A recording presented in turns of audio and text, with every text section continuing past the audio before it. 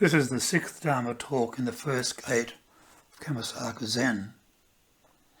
It's about the interconnection of the first gate, stillness and silence, the first ox-herding picture, searching for the ox,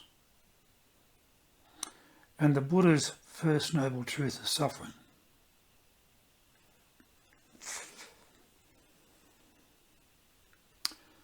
The Zen tradition is often likened to a clear, still pond that reflects the depths of reality in its quiet surface. At Kammasaka Zen, the first gate, stillness and silence, it invites the practitioner to step into this pond, to the quiet, to help to quiet the incessant chatter of the mind, and to simply rediscover the profound serenity that underlies existence.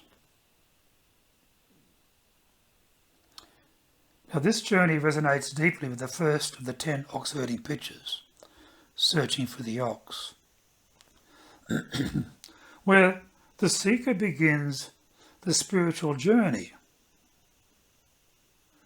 unaware of the ox or the true nature of mind at all.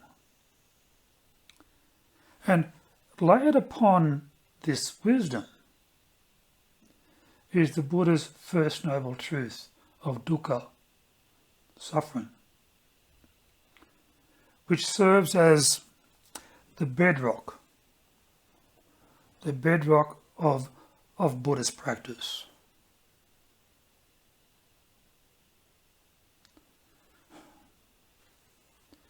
So, the first noble truth,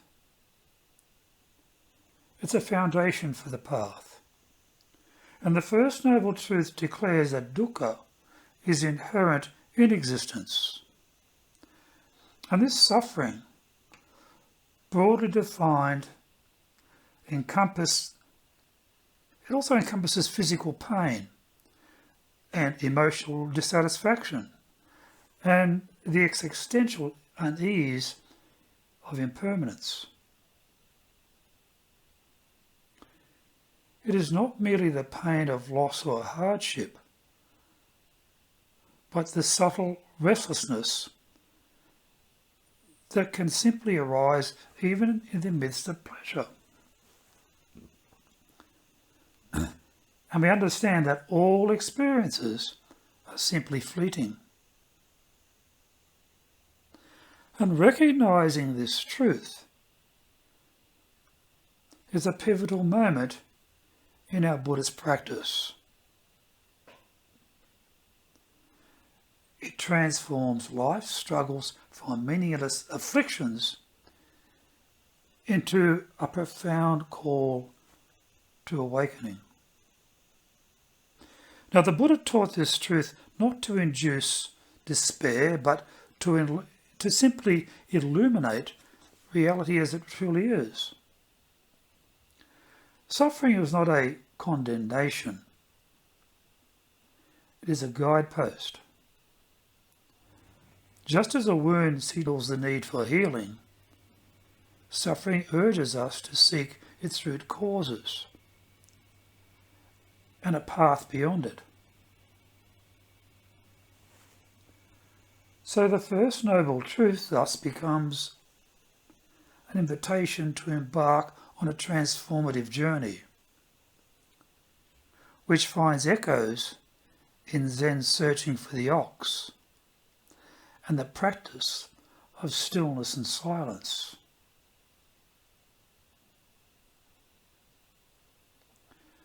Searching for the ox is the beginning of awakening in the 10 ox-herding pictures. And this searching for the ox represents the novice, the novice's first step on the path to enlightened awareness.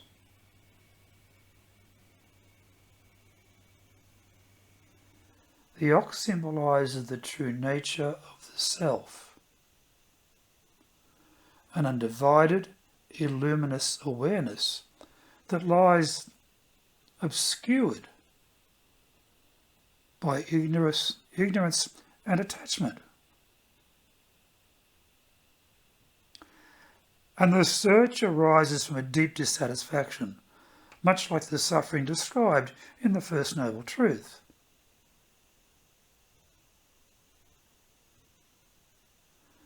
The seeker may not yet comprehend what they are looking for, but the unease of dukkha, suffering, propels them forward.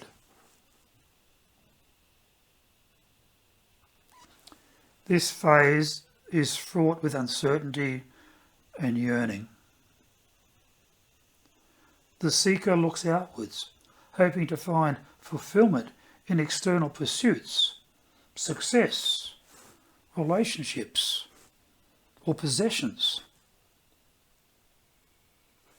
only to find that these efforts deepen the sense of incompleteness.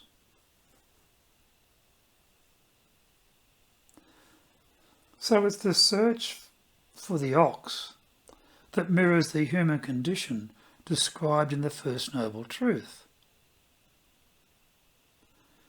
The restless striving to try to escape suffering while we are unwittingly perpetuating it. Yet the very act of searching signifies an awakening impulse.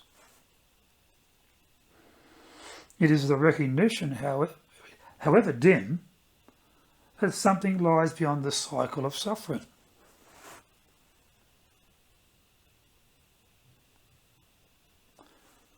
So it's in this first gate of Kammasaka Zen, the stillness and the silence. It invites us as practitioners to cease our outward seeking and to begin to turn inwards. In stillness, one quiets the body. In silence, one quiets the mind.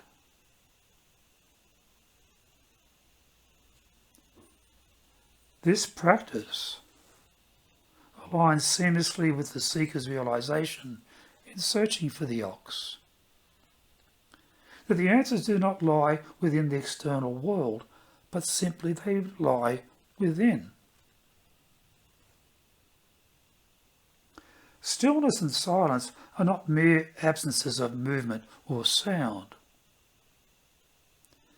They are active engagements with the present moment, an embrace of simply what is.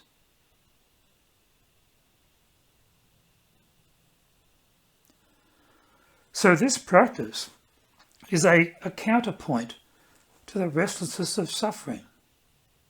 And by sitting in stillness, the practitioner confronts the unease that they have avoided, discovering that beneath the turbulence simply lies an abiding peace.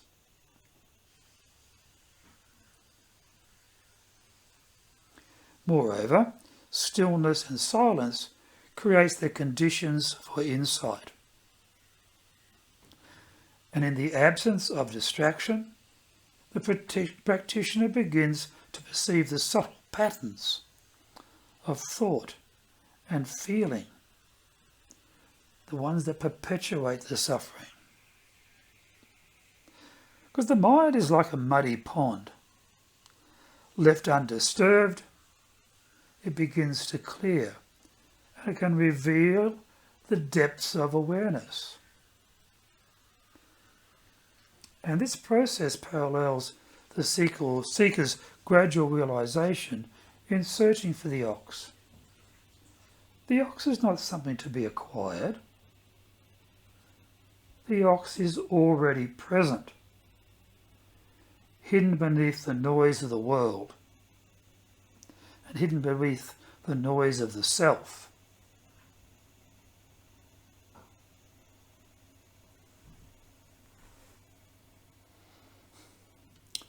So the Buddha's first noble truth, the searching for the ox, and the stillness and the silence are bound by a shared acknowledgement that suffering is not an obstacle to the path, but it is a starting point. And it's without the experience of dukkha, there would be no impulse to search, no reason to sit in stillness. So, in this sense, suffering is the teacher that guides us to the gate.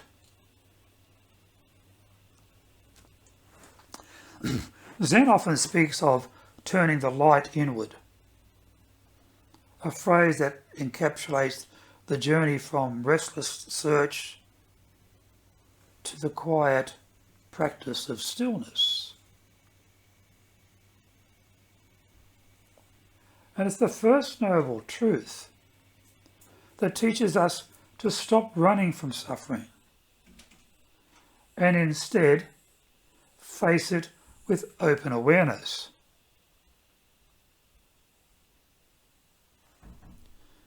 Stillness and silence provide the method for this confrontation, while the search for the ox provides the context, a journey towards wholeness that begins with acknowledging fragmentation. And then there's the koan from the first gate, that all beings are primarily Buddhas. This particular koan adds another layer to this interplay, and it asserts that the ox, the true nature of mind, is already present in all beings, and that suffering arises not from the lack of this nature, but from the ignorance of it. And it's this teaching that reframes the first noble truth that suffering is not a deficiency, but simply a distortion of reality. And when the seeker, in searching for the ox, embarks on their journey,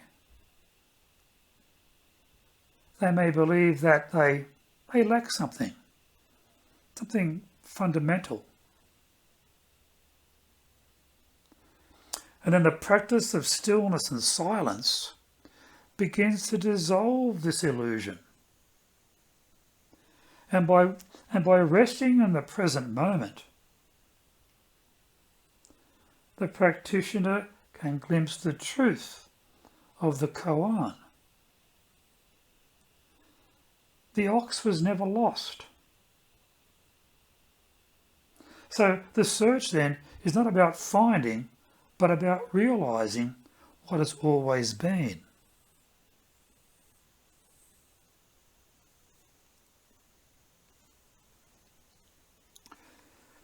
The paradox of stillness and the path beyond suffering lies at the heart of this interconnection.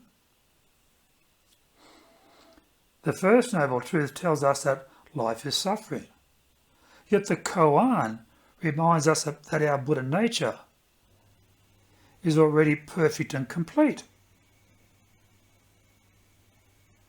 How can this both be true?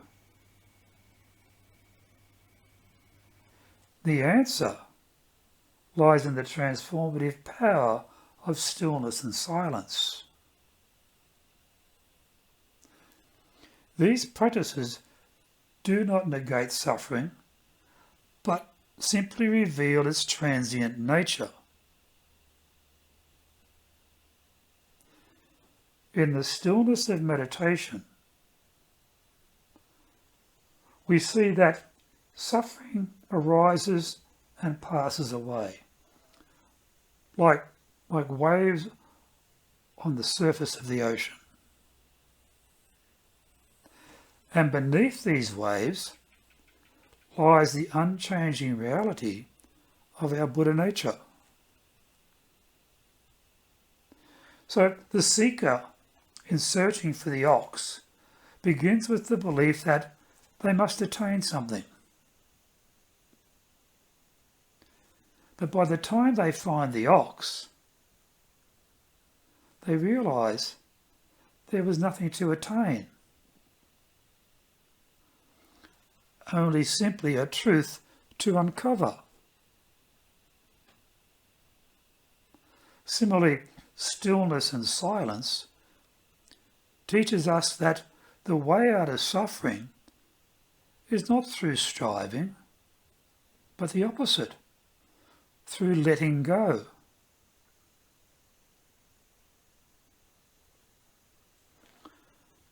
The First Noble Truth, therefore, transforms from a statement of despair to an invitation to awaken.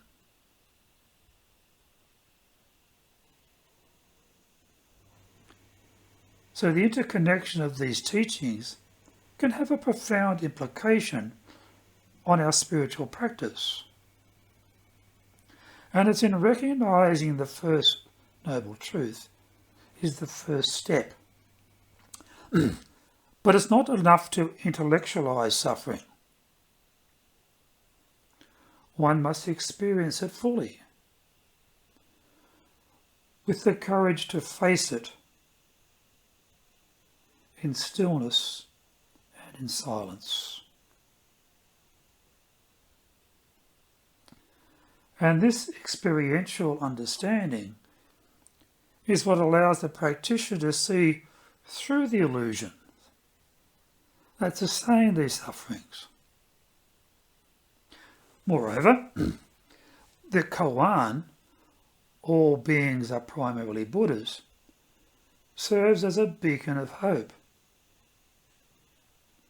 It reminds us that no matter how lost we may feel in this particular search, that our true nature is never really all that far away. And it's this realisation that can encourage perseverance, even when we find the path becoming difficult. The practice of stillness and silence also cultivates qualities essential to the journey. Qualities like patience, compassion, and humility. And by sitting with our suffering, we can develop the patience to endure discomfort, the compassion to embrace our imperfections, and the humility to recognise our interconnectedness with all beings. Now, these qualities do not only ease our suffering, they also enable us to alleviate the suffering of others.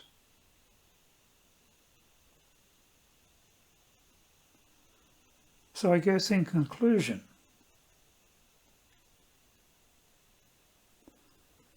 this first gate, stillness and silence, this first ox herding picture, searching for the ox, and the Buddha's first noble truth of suffering, they're not isolated. They're not isolated teachings. They are simply threads in the same fabric. And they are woven together to guide us towards awakening, understanding.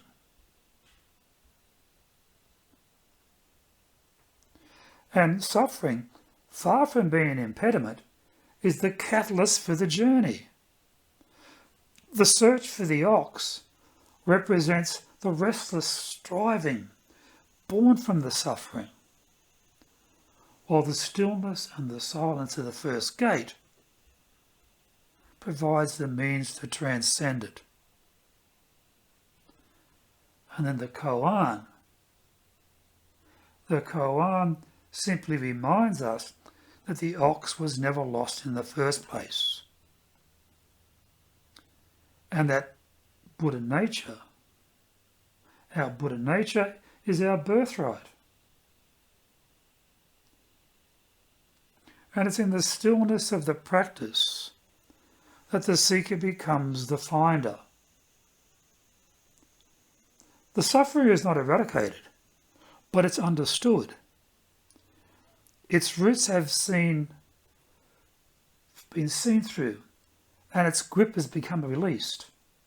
And then the First Noble Truth fulfills this purpose, not to bind us in despair, but simply to free us through wisdom. And by embracing the stillness and silence, we step through the first gate of Kammasaka Zen, beginning the journey that leads to something new. Well, not to something new, but to something that we realise that we always had, something that always has been.